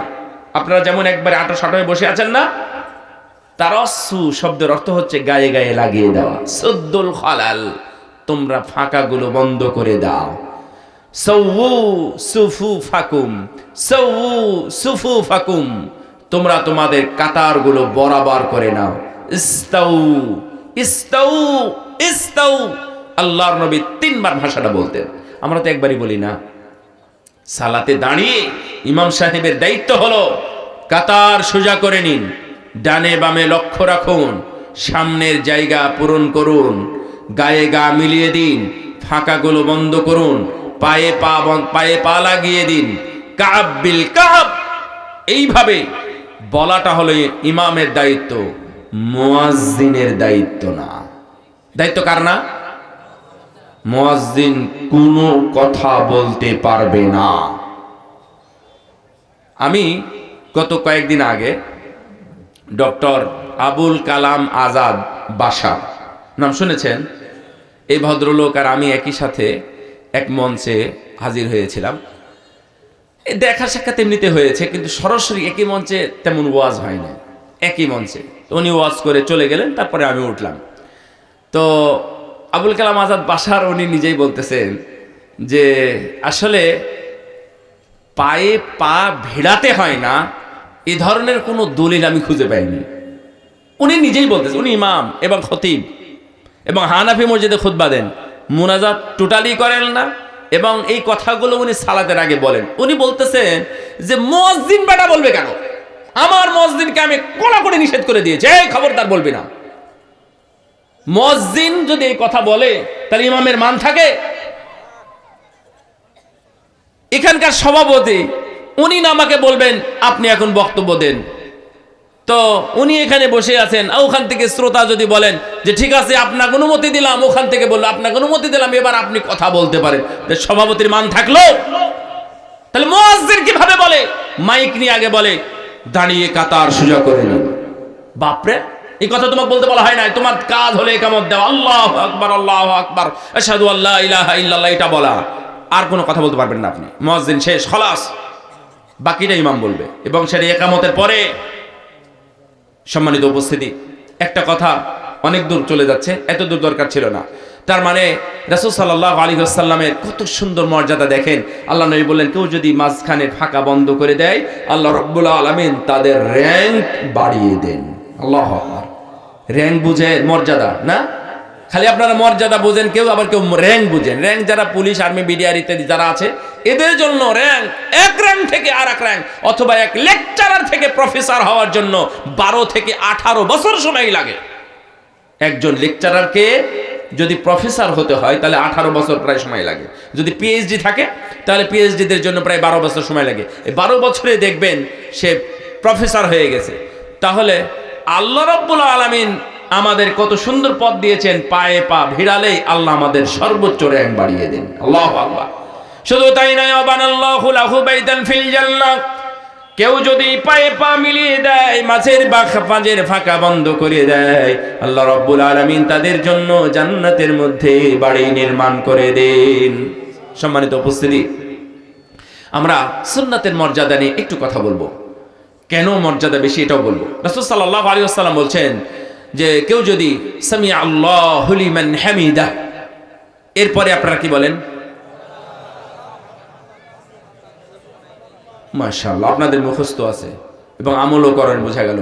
রাসূল সাল্লাল্লাহু আলাইহি ওয়াসাল্লাম বলছেন সালাতের পরে কেউ যদি, অর্থাৎ এই রুকু থেকে উঠার পরে কেউ যদি এই দোয়াটা পড়ে, রব্বানা লাকাল হামদ হামদান কাসীরান তাইয়িবান মুবারাকান ফি, এটা বললেই গুফিরা লাহু মা তাকদ্দামা মিন যামবিহি, তার পূর্বের সব সগীরা ছোট গুনাহগুলো ক্ষমা করে দেওয়া হয়।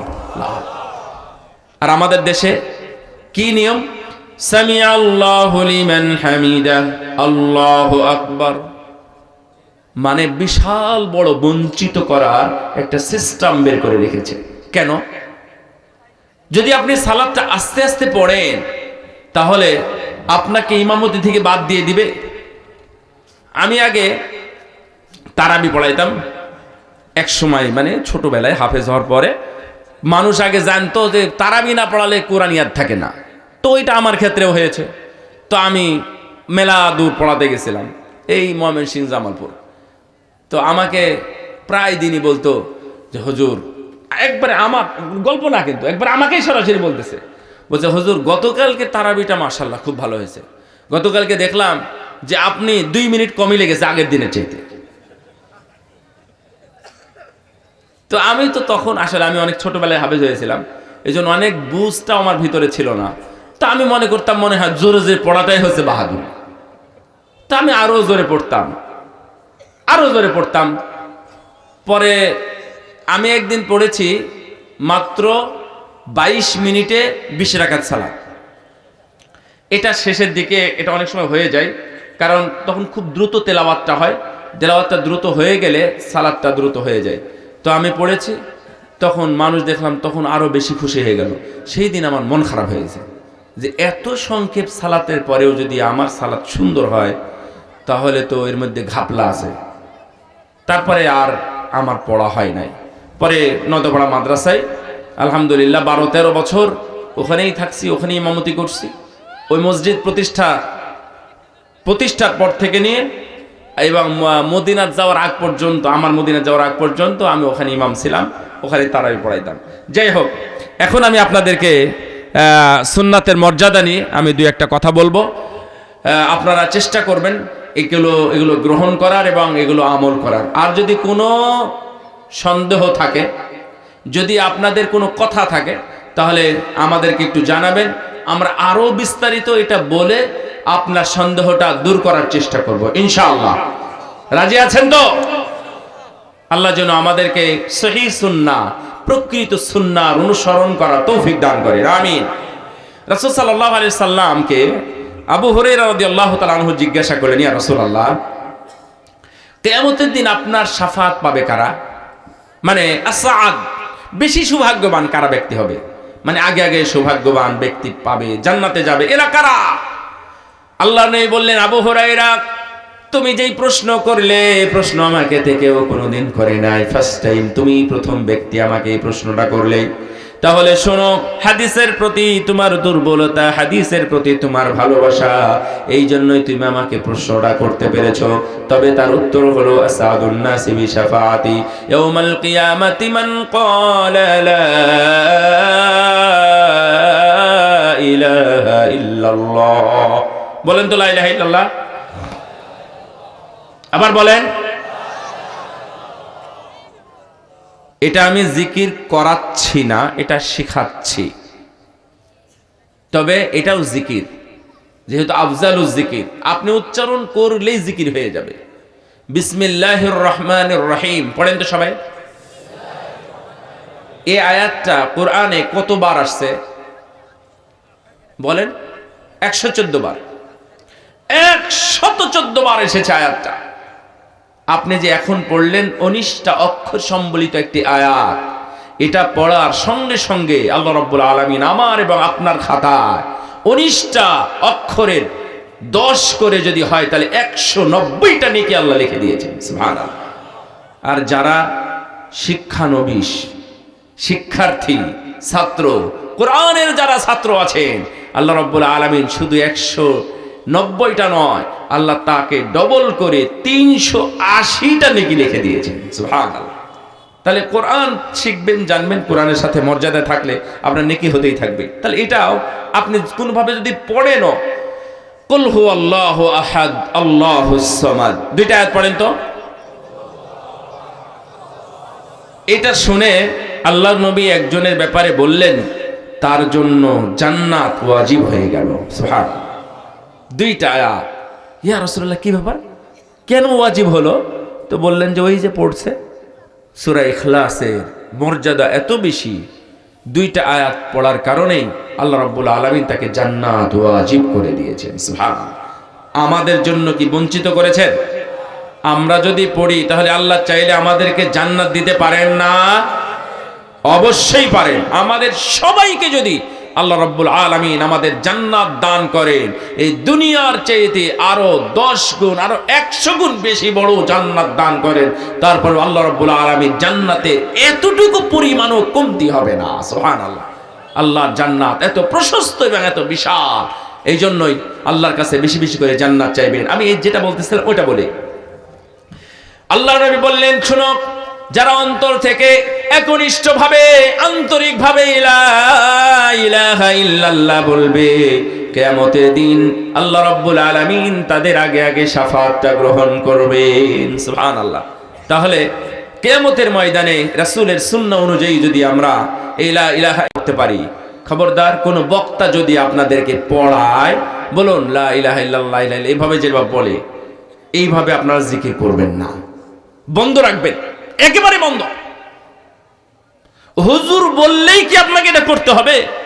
ধরে নেন আপনারা জানেন যে দলবদ্ধভাবে ইমাম এবং মুক্তাদি মিলে অথবা কোনো জালসায় বা ঈদগাহের ময়দানে বা মাটি দেওয়ার পরে ঈদগাহে বা গৌরস্থানে সবাই মিলে একজন দোয়া করবে, সবাই মিলে আমিন আমিন বলবে।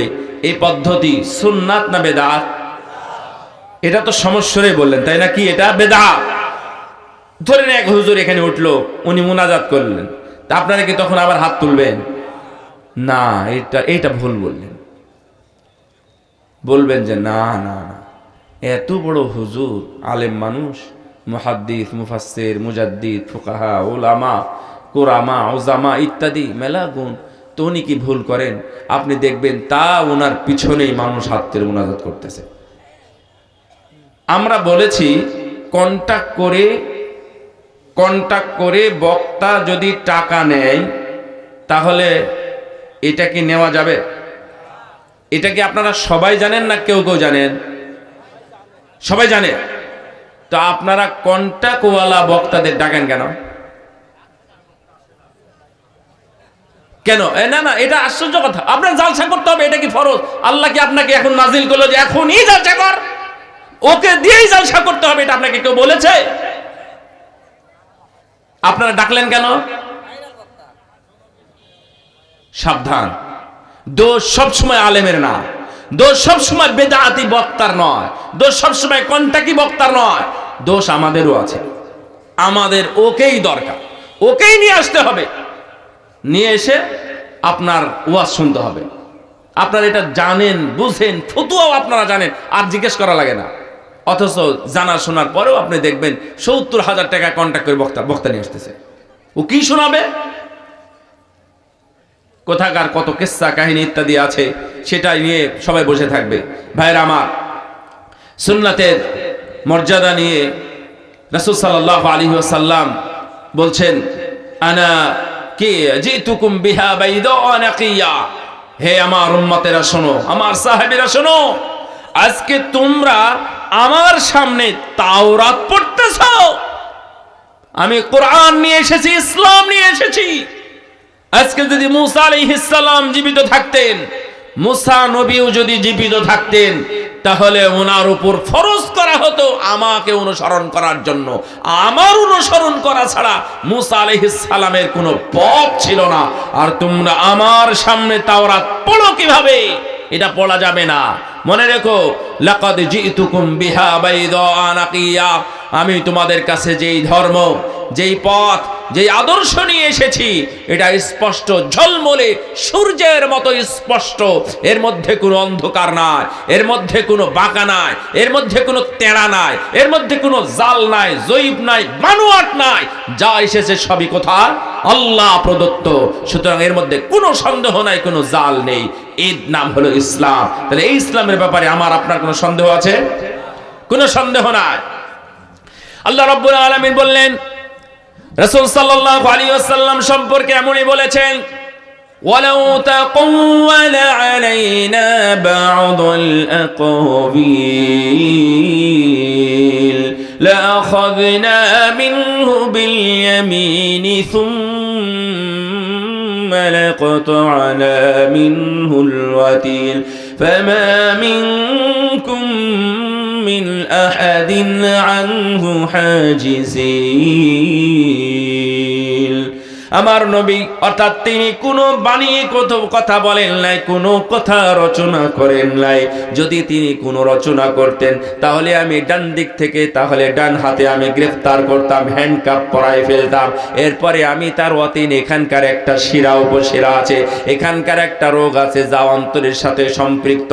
তাফসিরে সাদিতে বলা হয়েছে আল ইরকুল্লাতি তাতাআল্লাকু বিল কলবি, এমন একটা রোগ আল্লাহ রাব্বুল আলামিন বলছেন আমি রোগ এই অতীনকে কেটে দিতাম, যে অতীনটা অন্তরের সাথে সম্পৃক্ত। তার মানে যখনই কেটে দেওয়া হবে তখনই জবাই হয়ে যাবে এবং মারা যাবে।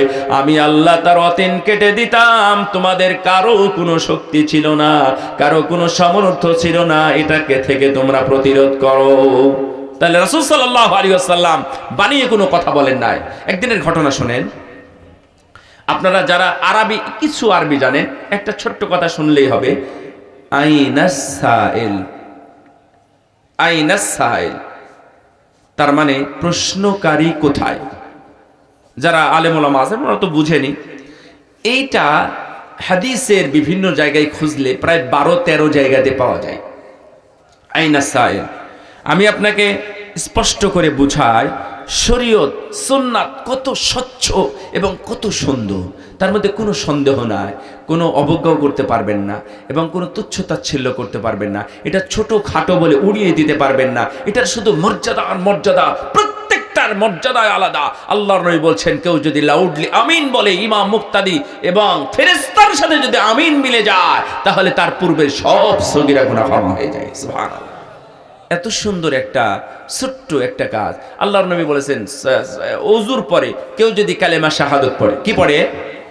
কালেমা শাহাদাত পড়ে, ওযুর দোয়াটা পড়ে নাই, আল্লাহ রাব্বুল আলামিন তার জন্য জান্নাতের 8টি দরজায় খুলে দেন। সুবহানাল্লাহ। তাহলে এটা সুন্নাত। তাহলে এই সুন্নাতগুলো বাদ দিলে শরীয়তের সৌন্দর্য থাকে? আচ্ছা, সালাতের মধ্যে যদি আপনি সুন্নাত বাদ দেন, তাহলে কি সালাতের অবস্থা ভালো থাকবে নাকি নড়বড়ে হয়ে যাবে? হাত বাঁধা, এটা কি সুন্নাত, নফল, না ওয়াজিব, না রুকুন? সুন্নাত। হাত বাঁধা কি সুন্নাত? মানলাম না, তাহলে হাতই বাঁধেন না, তাহলে সুন্নাত মানে না। তাহলে আপনারা যে সুন্নাতকে কম গুরুত্বহীন ভাবতেছেন, তাহলে আল্লাহু আকবার এটা বলাটা হলো ফরজ, রুকুন, কিন্তু হাত বাঁধাটা হলো সুন্নাত। তাহলে যদি সুন্নাত বাদ দেন, হাতই বাঁধবেন না, তাহলে নামাজের কি থাকলো? সেজদা দেওয়াটা হচ্ছে ফরজ, সেজদাতে গিয়ে কিছু বলাটা হলো সুন্নাত। তাহলে আপনি কিছুই বলেন না, নামাজ হবে? নামাজের 12টা বেজে যাবে, কিছু থাকবে না। আপনি শুধু আত্তাহিয়াতু লিল্লাহি ওয়াস সালাওয়াতু ওয়াত তাইয়্যিবাতু পড়বেন, এটা হলো ফরজ, বাকিটা আর ফরজ না। সালাম ফিরাই দেন, শেষ, সালাতের কিছু থাকবে না। আর যা কিছু আছে সবগুলোই, শুধু রুকুতে যাওয়াটা ফরজ, কিন্তু রুকুতে কিছু পড়াটা ফরজ নাই। সামি আল্লাহু লিমান হামিদা এটা হলো ওয়াজিব, আর বাকিটা কোনোটা ওয়াজিব নয়। তাহলে আপনি এটা বলেই চলে যান। তাহলে সালাতের সৌন্দর্য নষ্ট হয় সুন্নাতের কারণে। রাসূল সাল্লাল্লাহু আলাইহি ওয়াসাল্লাম সুন্নাতকে অনেক বেশি মর্যাদা দিয়েছেন। চলেন রাসূল সাল্লাল্লাহু আলাইহি ওয়াসাল্লামের একদিনের ঘটনা আপনারা শোনেন যে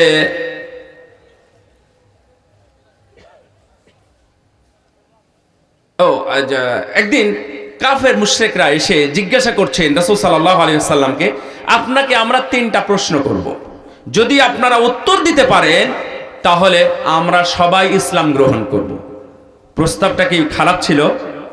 হ্যাঁ, খারাপ ছিল, যথেষ্ট ভালো ছিল এবং খুব লোভনীয় প্রস্তাব বলতে পারেন। তো যখন রাসূল সাল্লাল্লাহু আলাইহি ওয়াসাল্লাম বললেন, আচ্ছা ঠিক আছে, আমি আগামীকাল তোমাদের জবাব দিয়ে দিব, বললেন আগামীকাল আর জবাব দেন না, পরের দিন আর জবাব দেন না, তারপরের দিন আর জবাব দেন না। এক এক করতে করতে 15 দিন চলে গেছে। আল্লাহর নবীর মানসিকভাবে বা মানুষ হিসাবে ওনার কি একটু লজ্জা লাগে নাই বা ইতস্তবোধ হয় নাই? আমি বললাম আগামীকাল দিব, আবার বলছি আগামীকাল, আবার বলছি আগামীকাল, কিন্তু দিতে পারলাম না। কিন্তু আল্লাহর নবী নিজ থেকে কোনো জবাব দেন নাই। বলেছিলেন ইয়াজুজ মাজুজ কারা? আরেকটি প্রশ্ন হলো আসহাবে কাহা, এরা আবার কারা? এদের ঘটনা বলুন।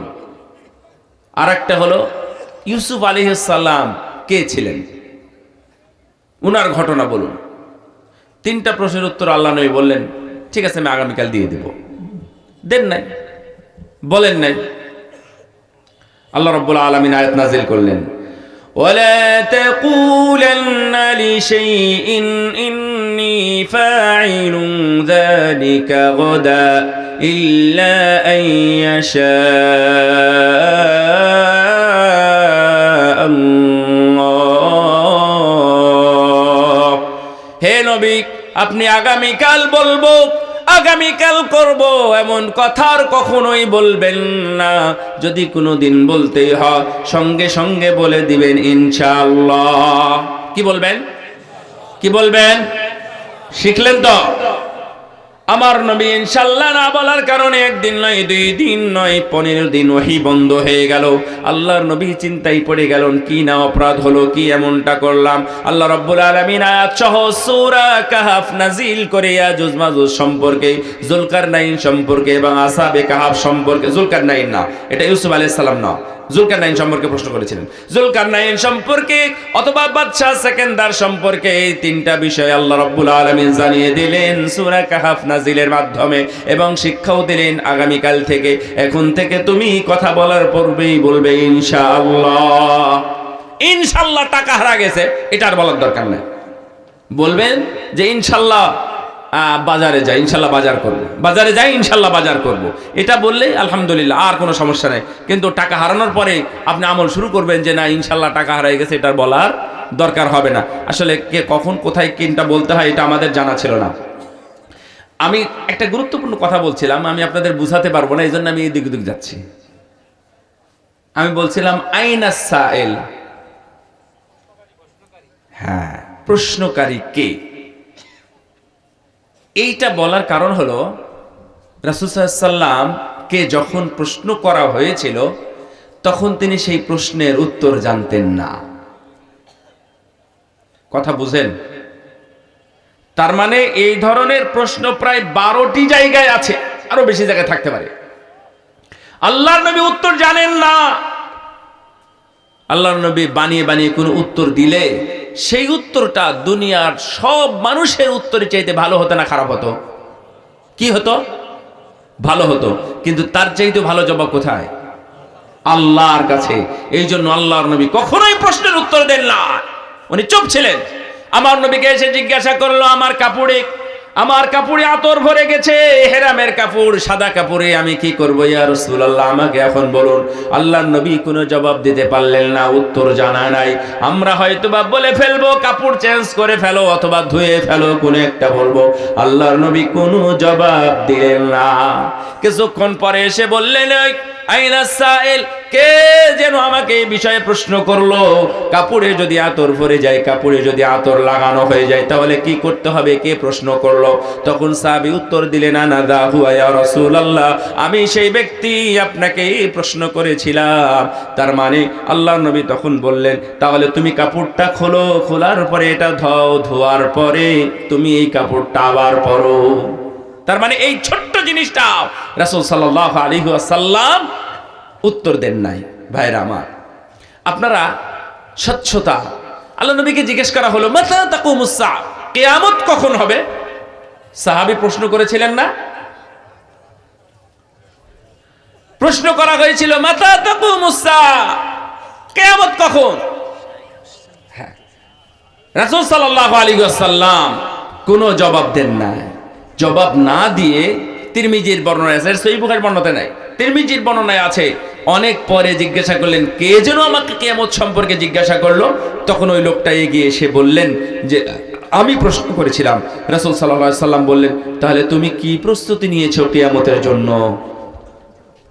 রাসূল সাল্লাল্লাহু আলাইহি ওয়াসাল্লাম তখন বললেন, এই তুমি কি প্রস্তুতি নিয়েছো? তার মানে উত্তরটা এমন হতো। তারপরে উত্তর আল্লাহর নবী শেষ পর্যন্ত দেন নাই। আইনা সাইল, আইনা সাইল বলে খুঁজতেছিলেন কে যেন। একদিন জিজ্ঞাসা করছেন, ইয়া রাসূলুল্লাহ, আয়াতিল খায়রু বিশ-শাররি, আচ্ছা ভালো কিছুর দ্বারাতে না খারাপ কিছুর দ্বারাতে কি ভালো কিছু আসে? ধরে নেন এখানে মানুষ হয় না জালসাতে, তো কি নিয়ে আসলো, একটা বড় একটা শিল্পী নিয়ে আসলো। এই বড় শিল্পী নিয়ে আসলো, বড় শিল্পী নিয়ে এসে অনেক মানুষ জমা হলো, বিশাল মানুষ, একবারে পদপিষ্ট হইলে কেউ না কেউ মারাই গেল, এত মানুষ হয়েছে। হওয়ার পরে এখানে আমি তাওহীদের দাওয়াত দিয়ে দিলাম। আমার পরিকল্পনা কিন্তু খারাপ না, তাওহীদের দাওয়াত দিয়ে দিলাম। তাওহীদের দাওয়াত দেওয়ার পরে তারপরে মানুষ কেউ শুনলো কি শুনলো না, তারপরে চলে গেল। তাহলে পদ্ধতিটা ভালো? আল্লাহর নবীকে জিজ্ঞেস করা হলো, এই পদ্ধতি কি এটা ভালো না খারাপ? তখন বললেন যে না, আমার কাছে এখনই জিবরিল এসে বলে গেল যে লা ইয়াতিল খায়রু ইল্লা বিল খায়র, ইয়ানি লা ইয়াতিল খায়রু বিশ-শাররি, খারাপের মাধ্যমে কখনোই কল্যাণ আসে না। মানুষ যেহেতু কি শুনে, কেসা কাহিনী শুনে, তাহলে কেসা কাহিনীর এক বক্তাকে নিয়ে আসো, তাহলে দেখবো অনেক মানুষ হবে। কেসা কাহিনীর সাথে দুই একটা তাওহীদের কথা বলে দিও, তাহলে দাওয়াতের কাজটা হয়ে যাবে। তাহলে ওর উদ্দেশ্য হলো কি? উদ্দেশ্য হলো মানুষ জমা করা, বেশি মানুষ হওয়া, ওর মধ্যে আমি তাওহীদের দাওয়াত দেব। তার মানে তুমি খারাপের মাধ্যমে ভালো কিছু আশা করতে পারো না। ভাইরা আমার, সুন্নাতের মর্যাদা। আমি একটা ছোট্ট গল্প বলবো আপনাদের মধ্যে। এই গল্পটা বলতে আমার 5 মিনিট সময় লাগবে, আফওয়ান। তো আমরা এখানে মাদ্রাসা খুলে বসে আছি, মুসআব বিন উমাইর মসজিদ আছে, সন্তানদেরকে মানুষ করার ভালো চেষ্টা করতেছি। আপনারা বিভিন্ন জায়গা থেকে বিভিন্ন অ্যাঙ্গেল থেকে চেষ্টা করতেছেন, সবাই চেষ্টা করছে। কেউ চেষ্টা করে না এমন নাই, মনে আছে কেউ? সবাই চেষ্টা করছে। কেউ হিন্দুর কাছে পড়তে দিয়েছে, ও চেষ্টা করতেছে ভালো কিছু বানানোর। কেউ কাফের বেঈমান মুশরিকের কাছে পড়তে দিয়েছে, ও চেষ্টা করছে ভালো বানানোর। কেউ ন্যাংটা নগ্ন মানে কি বলবো, নষ্ট এই ধরনের স্কুল কলেজে নিজের সুন্দরী পর্দানশীলা মহিলাদেরকে, মেয়েদেরকে ওই বেপর্দা বেহায়া স্কুলে ভর্তি করে দিয়ে ভালো কিছু শিখাতে চাচ্ছে। কেউ আবার বেপর্দার মাধ্যমে ভালো কিছু শিখাতে চাচ্ছে। বিভিন্ন, সবার উদ্দেশ্য ভালো, কারো উদ্দেশ্য খারাপ নয়, সবার উদ্দেশ্য ভালো। এর মাধ্যমে আপনি কি ভালোটা পাবেন? ভালোটা পাবেন না। আমরা সবাই বসে আছি যে আমরা ভালো কিছু করব, ভালো কিছু পড়াবো, ভালো স্কুলে দিব, ভালো চাকরি পাবো এবং ভালো গাড়ি হবে, ভালো বাড়ি হবে, আমাদের জীবনটা স্বাচ্ছন্দ্যে সুন্দরভাবে জীবন কেটে যাবে। কিন্তু এর বিকল্প বিপরীত উদাহরণ একটা নয়, দুইটা নয়, হাজার হাজার আছে। একজন সন্তান হয়ে, মেয়ে সন্তান হয়ে একই ঘরে একই জায়গায় এট এ টাইম মা বাবাকে নিজ হাতে হত্যা করার উদাহরণ এই পৃথিবী জন্মের পর থেকে বাংলাদেশেই শুধু ঘটেছে, আর কোথাও ঘটে নাই। এই পৃথিবীতে আর নাই। কেন বলছে জানেন? এটা আমার গবেষণা আছে এর উপরে। এর উপরে গবেষণা করে বলতেছি যে একজন সন্তান নিজ মা বাবাকে একই সাথে, আবার আপন মানে সৎ নয়, আপন সন্তান নিজ মা বাবাকে হত্যা করেছে একই জায়গায়। এটা পৃথিবীতে শুধু বাংলাদেশে 2013 সালে ঘটেছে। ঐশী তার মা বাবাকে হত্যা করেছে। তাহলে পৃথিবীর সর্বোচ্চ, বাংলাদেশের সর্বোচ্চ সিকিউরিটি একটা জোন, যেখানে পুলিশ অস্ত্রধারী পুলিশ অফিসারকে সে বিনা অস্ত্রে মা বাবাকে দুইজনকে হত্যা করে ফেলল এই সন্তানই। তাহলে আমরা কোন দিকে কিসের নিশায় ছুটতেছি বলেন তো? আমরা সবাই একটা শেষমেশ কথা বলি কি, যে আমাদের কিছু করতে হবে। আমরা যদি কিছু নাও করি, অন্তত সন্তানদের জন্য তো কিছু করতে হবে। এই বলে যত হারাম হালাল অবৈধ বৈধ নষ্ট ভ্রষ্ট যা কিছু আছে ভালো খারাপ সব এক জায়গাতে জমা করে একটা বিল্ডিং খাড়া করে দিয়ে গেলাম, আমার মরার পরে সন্তান বসে বসে খাবে। আমি এখানে একটা ছোট্ট একটা গল্প বলে শেষ করে দিই। আমরা পঞ্চম খলিফার নাম শুনেছেন, ওমর ইবনে আব্দুল আজিজ? শুনেন নাই? ওমর ইবনে আব্দুল আজিজ রাহিমাহুল্লাহ, যিনি ওমর ইবনে খাত্তাব রাদিয়াল্লাহু তাআলা আনহুর তৃতীয় প্রজন্মের একজন ব্যক্তি ছিলেন। উনি খলিফা হয়েছিলেন এক সময় মাত্র 2 বছর সামথিং, 2.5 বছরের মতো, 2 বছর 4 মাস খেলাফত চালিয়েছিলেন। এই 2 বছর 4 মাসে খেলাফত এত সুন্দরভাবে চলেছিল, যাকাত নেওয়ার কোনো মানুষ পাওয়া যেত না। তিনি বলেছিলেন, যাও পাহাড়ের উপরে গিয়ে গম রেখে আসো, এই যাকাতের গম যেন পাখিরা খেতে পারে, এই বলে তিনি গম মানুষকে দিতে পারেন না, পাহাড়ের উপরে রেখে এসেছিলেন। এমনভাবে রাষ্ট্র চালিয়েছিলেন। উনি মারা গেলেন খলিফা। মরার আগে ওনাকে জিজ্ঞেস করা হলো, মাযা তারাকতা লি আবনাইক, আপনার যে 11টা সন্তান, এই 11 সন্তানের জন্য আপনি কি রেখে গেলেন? তো আমরা তো 11টা বাড়ি রেখে যাব, ঘর রেখে যাব, জমি জায়গা প্লট ফ্ল্যাট ইত্যাদি যা কিছু আছে সবই রাখবো। তো উনি বললেন, তারাকতু লাহুম আত-তাকওয়া। খুবই গুরুত্বপূর্ণ কথাটা শুনে নেন। তারাকতু লাহুম আত-তাকওয়া, আমি তাদের জন্য শুধুই তাকওয়া রেখে গেলাম। ফাইন কানু সালিহিন ফাল্লাহু ইয়াতাওয়াল্লা সালিহিন, যদি ভালো হয় তাহলে আল্লাহই তাদের দায়িত্ব নেবেন। আর যদি ওরা ফাইন কানু গায়রা যালিকা, যদি তাকওয়ার উপরে না থাকে, তাহলে মা তারাকতু লাহুম শাইআন ইয়াসিল্লাহ, আমি এমন কিছু রেখে যাব না যেটা আল্লাহর নাফরমানিতে কাজ করবে। আপনার যদি একটা জুয়াখোর সন্তান দুনিয়াতে রেখে যান, আপনার টাকাগুলো কি জুয়া খেলে নষ্ট করবে না? তাহলে কি আপনার কবরে বসে বসে সওয়াব হবে নাকি গুনাহ হবে? কবরে বসে বসেও আপনি গুনাহ পেতেই থাকবেন। এটা আপনার ফল, এটা আপনার শাস্তি। মুকাতিল ইবনে সুলাইমান বললেন, আহারে, কালের আবর্তে আমি দেখলাম যে রাআইতু আহাদা আবনাই উমর ইবনে আব্দুল আজিজ ইয়াতাসাদ্দাকু ফিল জিহাদি ফি সাবিলিল্লাহি মিয়াতা ফারাসিন। আমি একজন মানে সবাইকে নয়, আমি একজন সন্তানকে দেখেছি আল্লাহর রাস্তায় জিহাদের জন্য 100টি করে ঘোড়া দান করতেছে। সুবহানাল্লাহ। তাহলে তাকওয়ার উপরে রাখার কারণে আল্লাহ রাব্বুল আলামিন তাদের দায়িত্ব নিয়েছেন, হাজার হাজার ঘোড়ার বিঘার বাড়িঘরের সন্তানের মালিক হয়ে গেছেন। সুবহানাল্লাহ। আর যদি আপনি বাড়ি রেখে যেতেন, তাহলে দেখবেন যে বাড়িটা ভূমিকম্পে ঢাস করে পড়ে ওর তলেই পড়ে থাকবে, ওর মধ্যে তাকওয়া নাই, ঈমান নাই, কোনো আমল নাই, কিছু নাই, জাহান্নামী হবে। অথবা কোনো ছোট্ট অজুহাতের কারণে 5ই আগস্টের কোনো ঝড় আসবে, 5ই আগস্টের ঝড় এসে দেখবেন ভিক্ষার ঝুলি ঘাড়ে নিয়ে ঘোরাঘুরি করতেছে। 400 কোটি টাকার মালিক ও জেলখানায় এখন ভাত পাচ্ছে না। 1000 কোটি টাকার মালিক ও পালিয়ে পালিয়ে ঘুরে বেড়াচ্ছে। লক্ষ কোটি টাকার মালিক, তাদের আমল নামায় এখন ফাঁসির মামলা ঝুলতেছে, দড়ি ঝুলতেছে। যে কোনো সময় হয়তো বা গলাটা ফাঁসির দড়ির মধ্যে ঢুকে যেতে পারে। ভাইরা আমার, এটা একটা নসিহা এবং ওসিয়া থাকলো যে কিছু করতে হবে। এর অর্থ এটা নয় যে এলেম এবং আমল বাদ দিয়ে করবেন। আগে এলেম এবং আমল গুছান, তারপরে কিছু করেন। বিশাল এই আয়োজন মুসআব বিন উমাইর রাদিয়াল্লাহু তাআলা আনহু পক্ষ থেকে আয়োজিত এই আলোচনা সভায় যারা বিভিন্ন দিক থেকে দূর দূরান্ত থেকে উপস্থিত হয়েছেন, আমি তাদের সবার জন্য আন্তরিক শুভেচ্ছা এবং মোবারকবাদ করছি এবং আল্লাহ রাব্বুল আলামিনের কাছে দোয়া করছি আল্লাহ যেন আমাদেরকে ক্ষমা করেন, আজকের এই প্রোগ্রাম, এই জালসা যেন কবুল করেন। বারাকাল্লাহু ফিকুম জামিআ ওয়া সাল্লাল্লাহু আলা নবিয়িনা মুহাম্মদ ওয়া আলা আলিহি ওয়া সাহবিহি আজমাইন। আসসালামু আলাইকুম ওয়া রাহমাতুল্লাহি ওয়া বারাকাতুহু।